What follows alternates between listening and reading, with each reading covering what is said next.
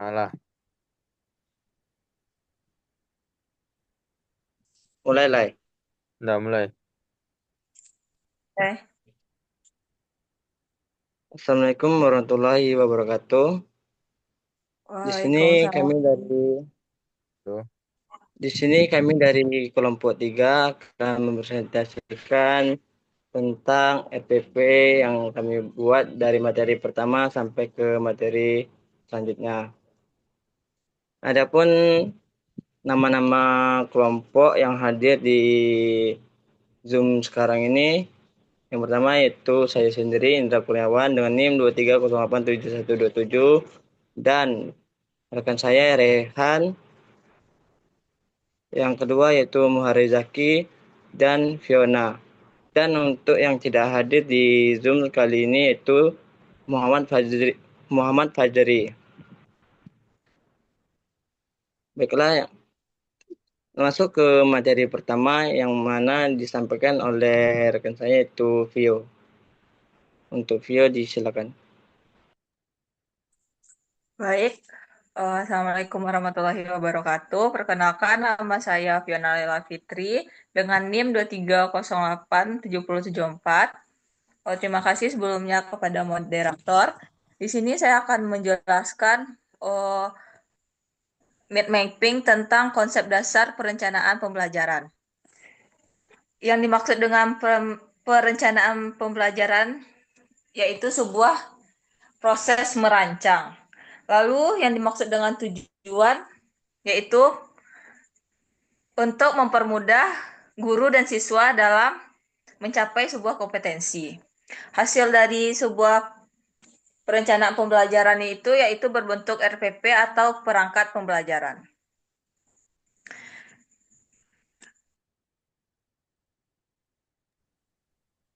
Lanjut, di sini saya akan menjelaskan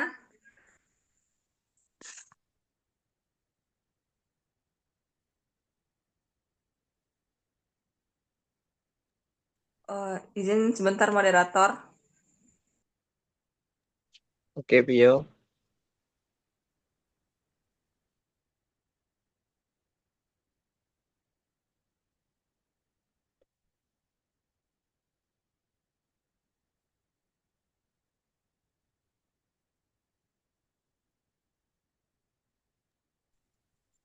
Di sini ada prestasi siswa atau kurikulum dan kebutuhan siswa. Ada efisiensi atau yang dimaksud dengan hemat waktu dan tunggal. Ada efektivitas yang dimaksud yaitu oh, seperti berdampak pada sebuah hasil. Yang keempat ada fleksibilitas yaitu dapat diisi secara sesuai kondisi. Selanjutnya ada kreativitas, yaitu kreativitas tersebut harus berkesinambungan. Untuk bagian selanjutnya ada perencanaan. Yang dimaksud dengan perencanaan dalam konsep dasar perencanaan pembelajaran di sini yaitu proses merancang sebuah pembelajaran. Tujuannya yaitu untuk mempermudah guru dan siswa dengan bentuk hasil seperti RPP atau perangkat pembelajaran. Fungsi dari sebuah perencanaan yang pertama ada pedoman untuk mengarahkan anak dalam pembelajaran.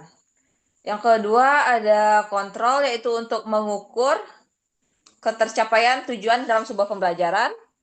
Yang ketiga ada koordinasi yaitu untuk menyatukan suatu aktivitas guru dan siswa. Yang keempat ada efisiensi uh, untuk efisiensi waktu, tenaga dan sumber belajar. Selanjutnya pada bagian prinsip perencanaan yaitu ada relaksansi,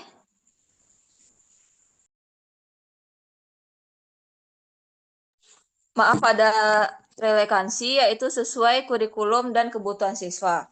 Ada efisiensi, hemat waktu dan tenaga, ada efektivitas berdampak pada hasil belajar, ada fleksibilitas dapat disesuaikan sesuai kondisi, ada konti kontivas kontivitas yaitu bereaksi berkesinambungan. Ada langkah perencanaan, lalu ada efisiensi pembaharuan. Yang terakhir ada komponen perencanaan yaitu untuk menganalisis kelebihan belajar, merencanakan kompetensi dasar, merancang tujuan pembelajaran,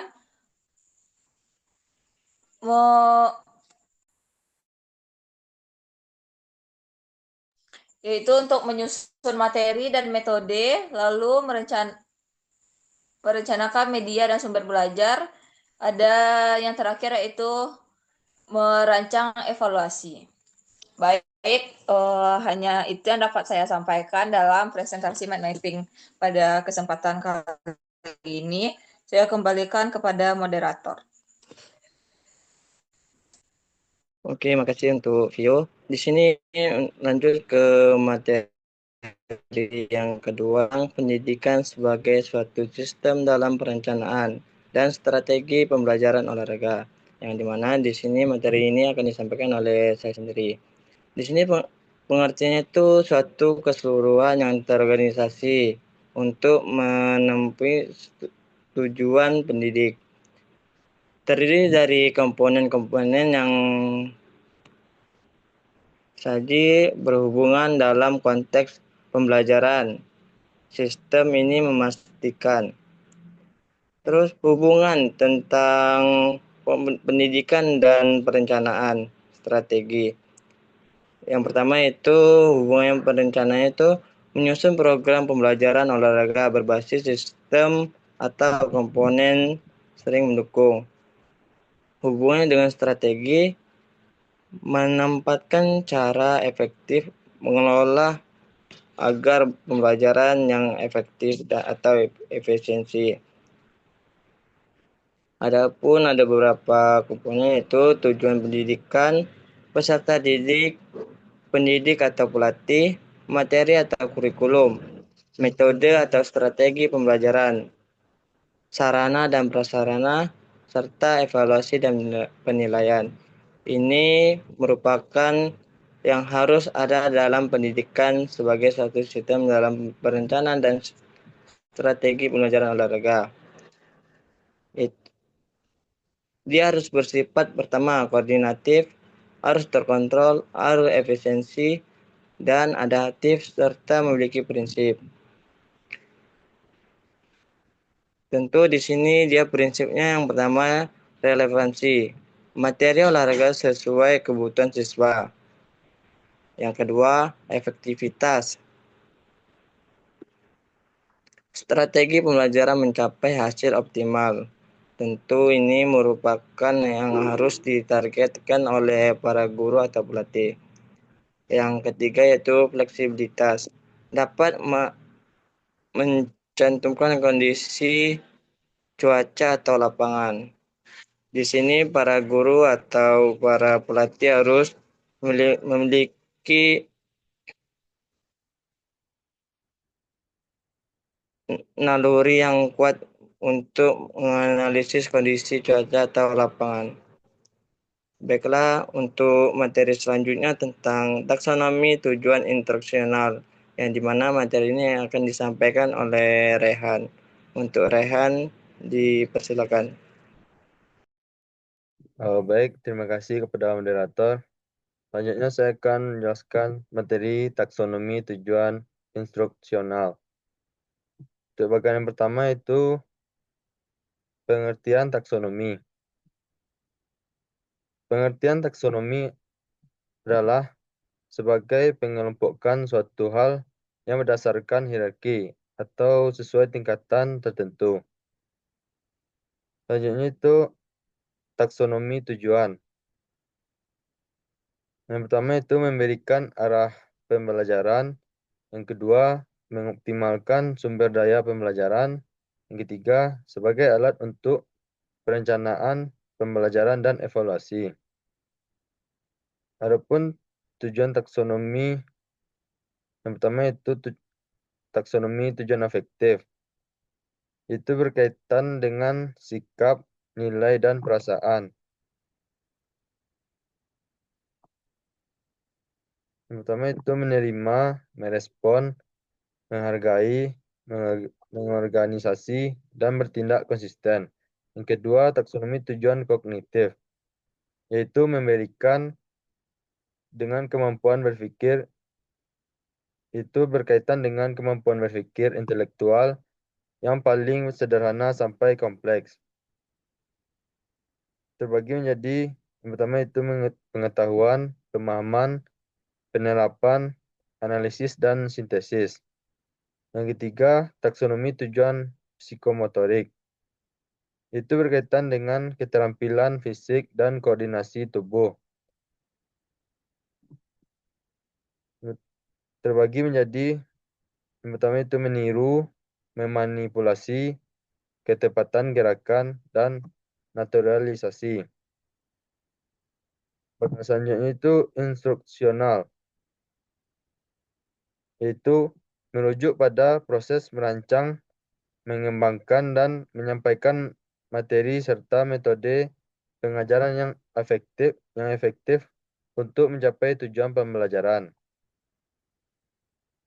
Selanjutnya itu tujuan instruksional, yaitu penyebaran dan tujuan pendidikan dalam sistem pendidikan secara nasional. Tujuan pendidikan tercantum dalam pembukaan Undang-Undang Dasar tahun 1945, yakni mencerdaskan kehidupan bangsa.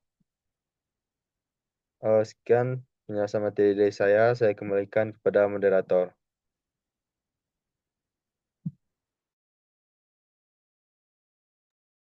Baik, terima kasih untuk Rehan. Di sini materi tentang standar kompetensi lulusan, komponen inti, komponen dasar, dan indikator atau disebut dengan KI, KD, serta pengembangan silabus, yang dimana materinya akan disampaikan oleh Muarizaki. Untuk Muarizaki, dipersilakan. Terima kasih moderator atas waktu yang sudah diberikan. Izinkan saya untuk menjelaskan materi yang keempat. Nah, di sini membahas tentang standar kompetisi lulusan atau SKL, lalu kompetisi inti atau KI, lalu kompetisi dasar atau KD, dan juga indikator serta silabus. Yang pertama di sini kita membahas tentang standar kompetisi lulusan atau SKL, yang mana tujuannya dari di sini pendidikan yang menggambarkan kemampuan seorang peserta didik setelah menyelesaikan jenjang pendidikan. Lalu fungsi dari SKL ini adalah menjadi acuan atau penyusunan untuk kurikulum untuk kita mengajar. Lalu menjadi tolak ukur juga untuk keberhasilan seorang siswa untuk belajar dan juga mengarahkan seluruh kegiatan saat kita melakukan pembelajaran. Lalu komponennya di sini ada yang pertama itu sikap, yang mana sikap itu ada dua, yang pertama spiritual dan juga sosial, yang kedua pengetahuan, lalu yang ketiga itu ada keterampilan. Lalu yang kedua di sini kita ada membahas yaitu kompetisi inti atau bisa disingkat menjadi KI, yang mana pengertiannya adalah tingkat kemampuan umum yang harus dimiliki oleh peserta didik atau siswa di setiap kelas atau jenjang pendidikan maupun itu dari SD, SMP maupun SMA. Yang mana fungsinya di sini itu menjadikan penghubung antar kelas dan juga jenjang pendidikan sebagai pengorganisasian dasar untuk peserta didik. Lalu jenis-jenis KI ini ada beberapa pembagian, ada 4, yang mana yang pertama ada KI 1 membahas sikap tentang spiritual, yang kedua sikap sosial, lalu KI 3 membahas tentang pengetahuan, lalu KI 4 tentang keterampilan. Lalu yang ketiga di sini kita membahas tentang kompetisi dasar, yang mana itu KD, yang artinya di kompetisi dasar ini adalah kemampuan spesifik yang harus dikuasai oleh seorang peserta didik untuk mencapai kompetisi inti. Yang mana fungsi dari KD itu sendiri adalah untuk yang pertama menjadikan eh, dasar penyusunan untuk indikator menjadi pembelajaran untuk diajarkan kepada peserta didik. Lalu yang kedua menjadikan sebagai contoh acuan untuk penyusunan materi yang akan diajarkan dan juga bagaimana sistem penilaiannya. Yang mana ciri-cirinya di sini ada dua. Yang pertama, KD itu bersifat operasional. Lalu yang kedua, dapat diukur dan juga diamati. Lalu di sini selanjutnya yang keempat, indikator pencapaian kompetisi. Capaian perilaku yang dapat diukur sebagai tanda peserta didik telah menguasai KD. Fungsinya di sini yaitu yang pertama sebagai pedoman, penyusunan soal dan penilaian. Yang kedua menjelaskan tingkat pencapaian belajar seorang siswa. Lalu ciri-ciri indikator ini ada dua. Yang mana yang pertama di sini ada ciri-cirinya itu spesifik dan dapat diukur. Lalu yang kedua menggunakan kata-kata kerja operasional. Yang mana misalnya contohnya itu seperti menjelaskan, menyebutkan, dan menganalisis lalu membuat. Yang terakhir di sini ada pengembangan silabus. Yang mana rencana pembelajaran yang berisi komponen-komponen penting untuk mengarahkan kegiatan pembelajaran tersebut. Yang mana tujuannya itu yang pertama untuk mengorganisasi pembelajaran agar terlihat pembelajaran itu sistematis belajarnya, tidak ada gangguan atau tidak ada kesalahan-kesalahan yang dilakukan oleh seorang pengajar. Lalu yang kedua ada menjamin ketercapaian SKL dan juga tercapainya KD. Lalu komponen-komponen silabus di sini ada beberapa. Yang pertama ada identitas mapel, lalu kurikulum inti dan dasar. Yang ketiga ada indikator pencapaian. Yang keempat ada kegiatan pembelajaran. Yang kelima penilaian, lalu inovasi waktu, lalu terakhir itu sumber belajar. Langkah-langkah pengembangannya itu yang pertama menyusun indikator, yang kedua menentukan materi, lalu yang ketiga menyusun kegiatannya, lalu yang terakhir menetapkan penilaian dan juga sumber-sumber belajarnya. Mungkin hanya sekian yang dapat saya sampaikan dari materi yang keempat ini. Apabila ada kata yang salah, mohon dimaafkan, saya kembalikan kepada moderator. Oke, makasih untuk Mas Rezaki. Di sini selanjutnya tentang materi perencanaan RPP dan silabus, yang mana materi ini sendiri akan saya sampaikan. Di sini kita akan membahas tentang RPP dan silabus. RPP itu sendiri adalah rencana rinci pelaksanaan kegiatan belajar mengajar untuk satu pertemuan atau lebih, yang menjabarkan langkah-langkah praktis dari silabus untuk mencapai tujuan tertentu. Sedangkan silabus itu adalah panduan umum pembelajaran untuk satu mata pelajaran yang mencakup kompetensi inti, kompetensi dasar, materi pokok, dan alokasi waktu. Di sini RPP itu memiliki pertama tujuan pembelajaran, langkah-langkah pembelajaran, serta penilaian. Komponen RPP yaitu yang pertama identitas, yang kedua kompetensi inti atau KI, yang ketiga yaitu kompetensi dasar atau KD, dan terakhir indikator. Sedangkan kalau di silabus itu yang pertama dia harus mencakup materi pembelajaran, yang kedua alokasi waktu pembelajaran, dan untuk komponen silabus itu sendiri dia harus memiliki kompetensi dasar, materi pembelajaran, serta penilaian. Baik, untuk materi ini saya mungkin itu aja untuk tampilan dari atau mempresentasikan dari kelompok 3. Di sini saya sebagai moderator minta mohon maaf kalau ada salah kata, dan kami akhiri. Assalamualaikum warahmatullahi wabarakatuh. Waalaikumsalam warahmatullahi wabarakatuh. Waalaikumsalam warahmatullahi wabarakatuh. Betul kok? Alah hilang record. Apa? Han, kok nih tampilan itunya, mind mappingnya kok kak Zoom ya? Kak Zoom dah? Iya, tulisan Zoom gitu. Yang terbuka tuh apa Zoom? Toh. Tadi Tadi tadi waktu lain nak. waktu Zaki sama Rehan nak tuh nampak itu doh mid mappingnya. Tadi ada. Coba cek videonya betul dah. Nggak hanya yang penting materi 1 2 yang awal tuh mah nampak mappingnya tuh mah lah tuh. Parah lah. Ibu nggak